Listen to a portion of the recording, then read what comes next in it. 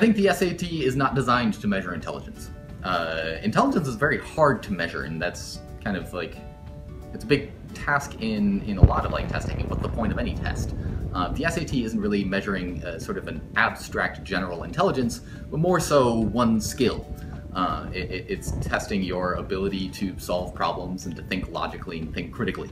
And to think on your feet. You know, it's designed to see if you can be a little bit flexible in your thought process and be able to solve problems that are a little different from what you've seen before.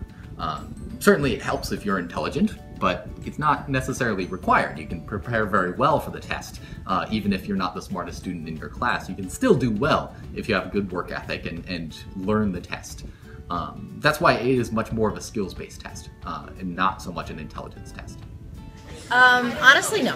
I think that there are too many variables when it comes to the SATs that are not accounted for, and I think that there are so many other ways to measure students' intelligence based on their performance in school and based on their other capabilities. I do think some kids are better test takers than others, and I do think that some kids have greater means and motivation to prepare for the test than others.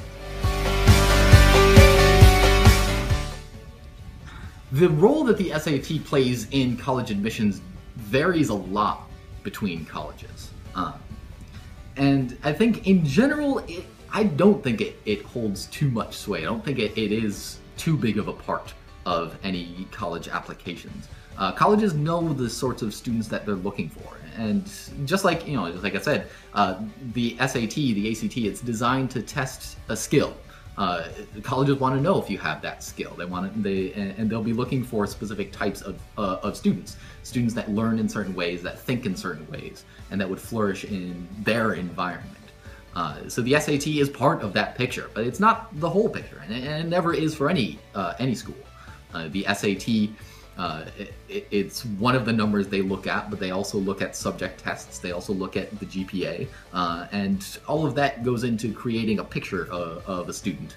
And that's why it's important to do well in the SATs, but it's not everything. Once you're in sort of the right range for a school, doing better is not going to really ensure that you automatically get a spot.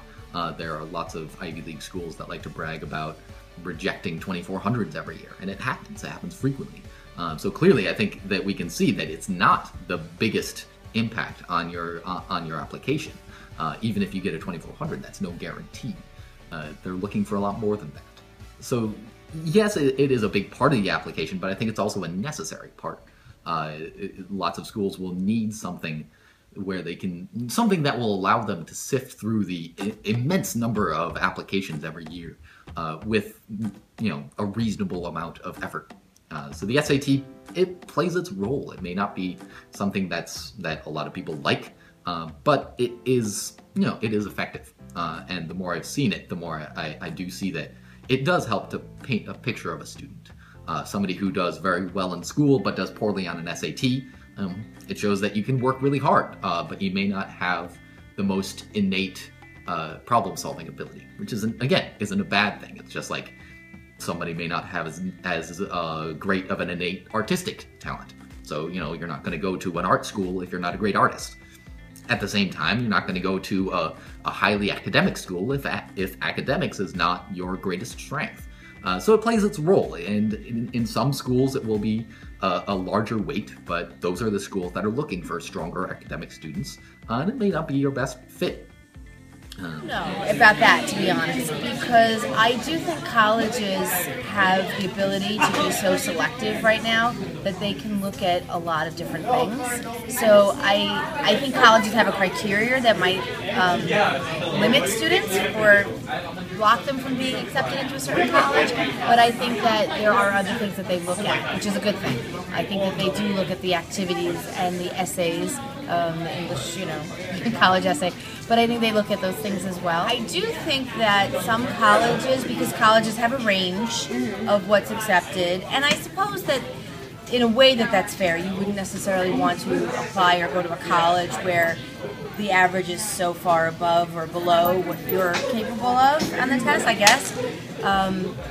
But I would like to think that the colleges are going to look at the big picture. And I do think that in some cases students are encouraged to apply even if their SATs don't quite match, because the colleges may see something else in the application